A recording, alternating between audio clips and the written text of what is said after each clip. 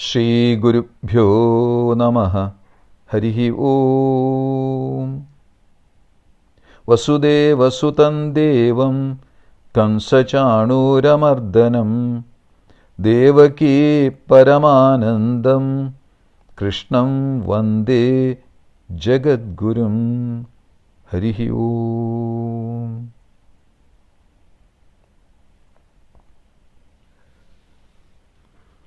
Today is Sri Krishna Janmashtami,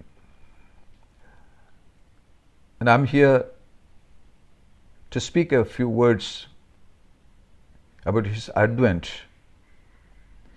and its importance to us. Sri Krishna Janmashtami is a day sanctified by the birth of one of the greatest personalities who adorned and blessed this earth.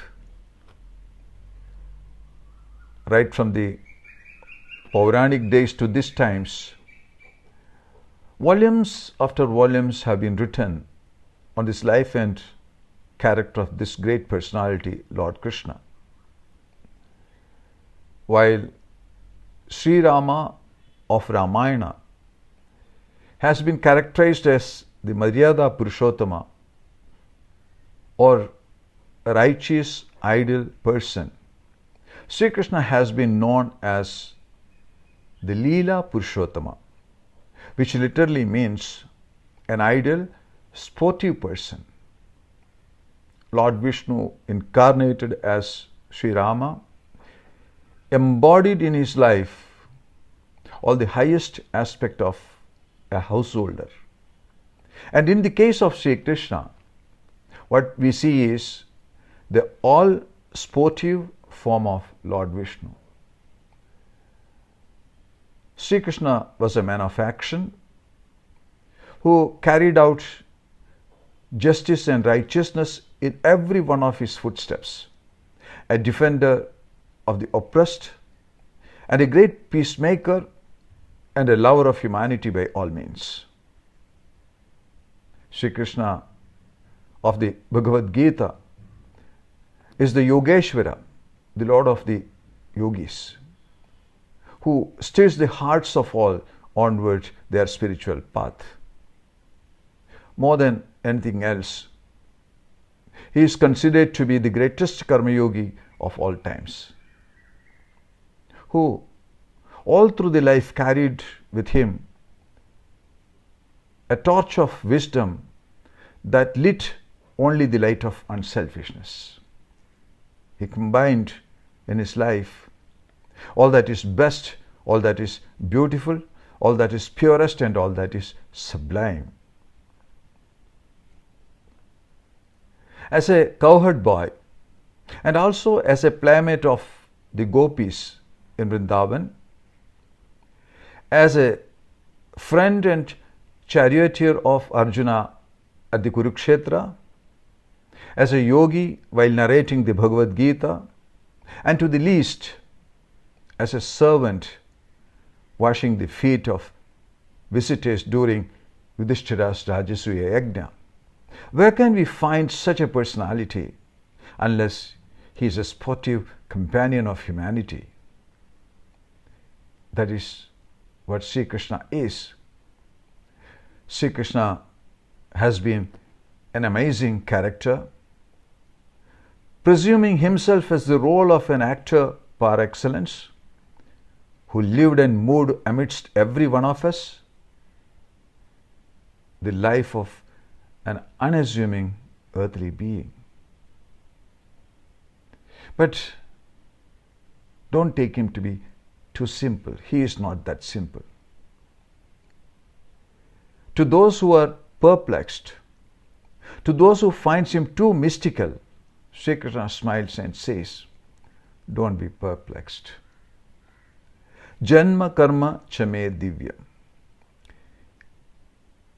In the Bhagavad Gita, 4th chapter, 9th verse, Sri Krishna reveals himself saying, Janma karma chame divya. My birth and my activities are divine by nature. Janma karma chame divyam. says, don't be confused. My birth and actions are quite different from all of you. It's of divine by nature. It's of transcendental by its character. Only if you understand what it means, the intricacies, evam yo veti tattvataha, the tattva or characteristic of my being, what it is, then alone all your so-called confusion will be solved. This is a great statement in the Gita. Know my truth. Know that my life and actions are of divine origin. There is one more aspect to this. He says a little earlier in the very Gita with his charismatic smile to Arjuna. You know one thing, Arjuna, you and I, we have experienced many births in the past. We have come here many times. I remember all of them, but then you do not. Bahuni me vyatitani janmani tava charjuna tanyaham veda sarvani natvam vyatha parantapa. These are the two statements of Sri Krishna we need to ponder upon. It is his birthday, and unless we get to know or understand the import of these statements, unless we meditate on these statements on this birthday of him, Sri Krishna remains to be a myth. His life would be a story of mythology for all of us, forever. He says, I have descended here many times, and so are you. I had many different names, forms, and pastimes, and so had you in your past. But then, you do not remember about these things because you belong to a different category. You are an atomic particle of this mighty consciousness. You are in the category of the Jiva Tattva. Your birth is due to your karma or actions, which repeat itself time and again. But my birth is of divine nature. Janma karma chame divyam. My karmas are also of divine nature. I am not born with the Jiva Tattva aspect, and I am not born by my karmas because I don't attach any doership to my actions. I haven't done anything for my own sake. Also, because of my transcendental nature, my divyatva, I remember all my manifestations of the past.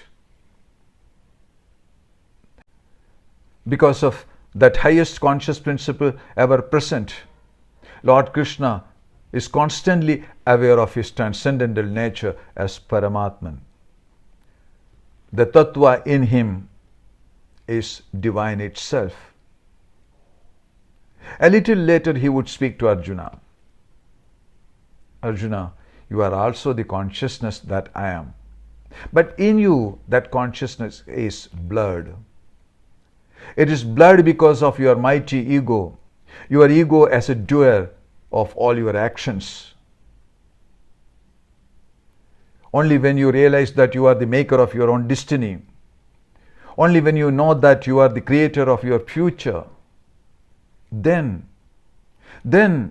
you would come to stand before the reality face to face, and then this ego that is built upon your doership will vanish. You would no more be what you were. Evam yo veti tattvataha. Yes, whoever knows me as the transcendental divine is no more confused. And so, transcend yourself. Transcend yourself, then you know that this great divinity of Sri Krishna is the Paramatman itself. In the Gita, that is what Sri Krishna says about himself. He stands as a towering personality amidst the world because of his divine origin, because of his divine right. He comes here out of his will. He speaks of his appearance very candidly again when he says, I come here for the sake of this world. I come again and again only for the good of the world. And it happens in a very special manner as I wish. Sambhavami Atma Mayaya.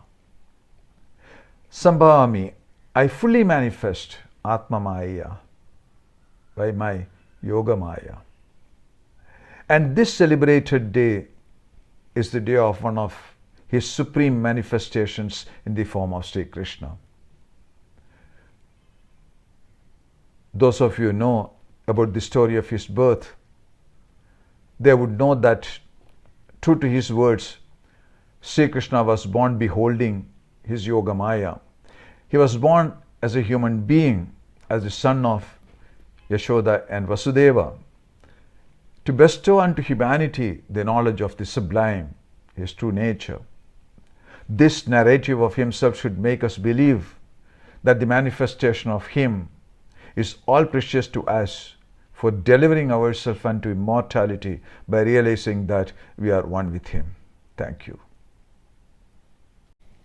Om Prapanna Parijataya Totra Vaitreka Panaye Jnanamudraya Krishnaya Gitamrita Duhye Namaha. Harihi Om Tat Sat. Sri Krishna Arpanamastu.